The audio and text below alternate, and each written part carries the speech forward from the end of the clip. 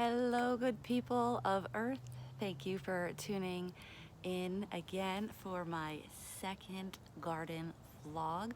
I am totally obsessed with my garden right now, and my dog is barking. So yeah, this past year was tough on all of us, and January, February, March, I had some serious quarantine fatigue, and I was at the end of my mental rope, and I was just unraveling mentally. I was just losing it. I didn't have anything to do, nowhere to go. There's nothing to do, nowhere to be. But now that the weather is beautiful and I'm out here digging and working in the garden every day, it is better than any therapy you could ever get.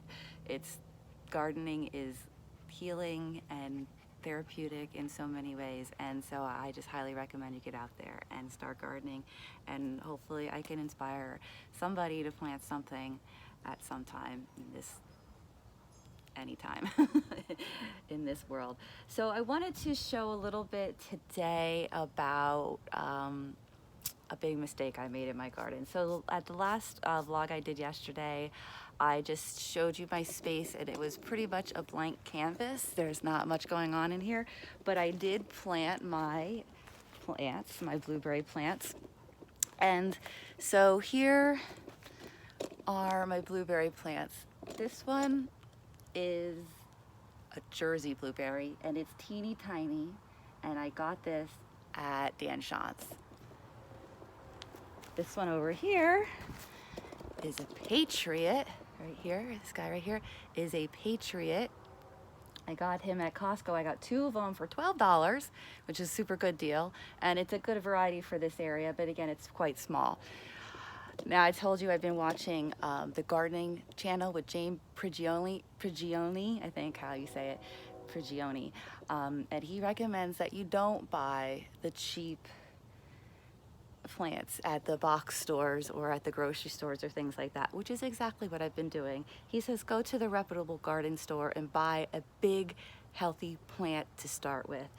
So I did that today. I went to Irvine's, which is a kind of a bougie gardening store, and I spent 25 bucks on this. This is another Jersey blue tomato. It already has nice buds, nice growth, and it's going to produce many blueberries for me before these two do, for sure. But anyway, it's okay. We learn from our mistakes. I have done a lot worse in the garden, that's for sure. And I also got some of these flowers, peonies and some pansies, just add a little color. They didn't even have marigolds yet. It's too early for marigolds. I have some marigolds started, but they're not ready yet, and I have to wait a few more weeks to plant those in the ground.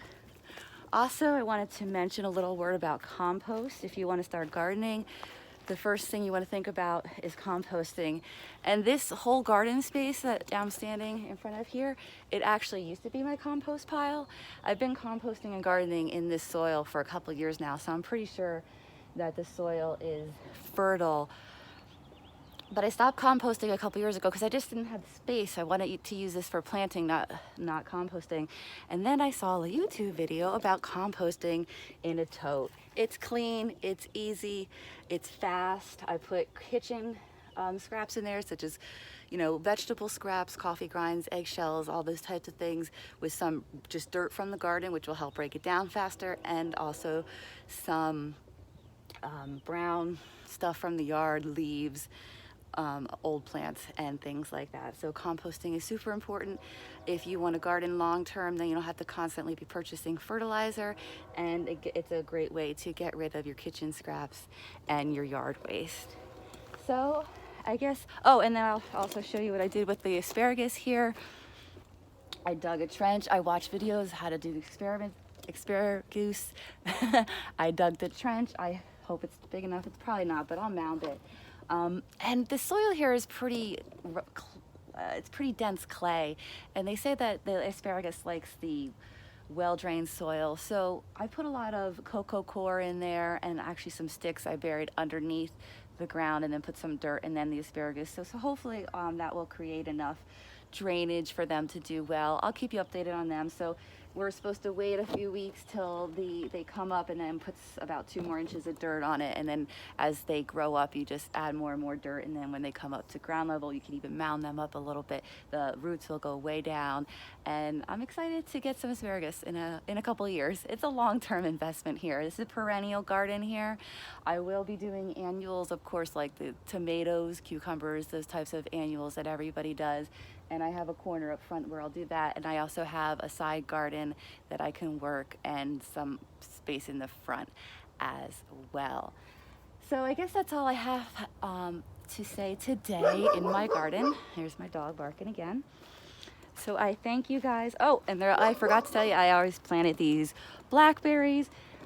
This blackberry right here, it was just a stick when I bought it, and it has some growth. And then there's a second one. You can't really see it because it didn't grow any leaves. I don't know if it's still good or not. I planted it. We'll see what happens. If it's dead, I'll pull it out and put something else in there, and maybe it'll grow. Blackberries are super, super duper hardy.